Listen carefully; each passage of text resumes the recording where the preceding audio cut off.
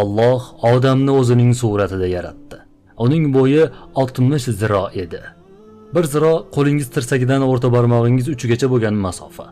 Taxminan 60-70 sm.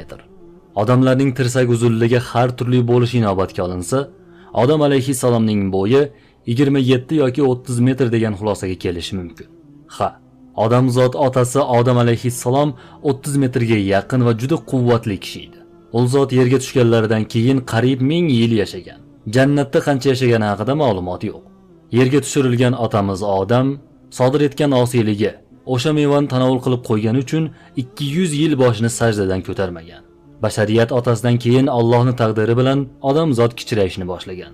To qiyomat kuniga qadar inson bolasi kichrayib borishi haqida hadislar bor.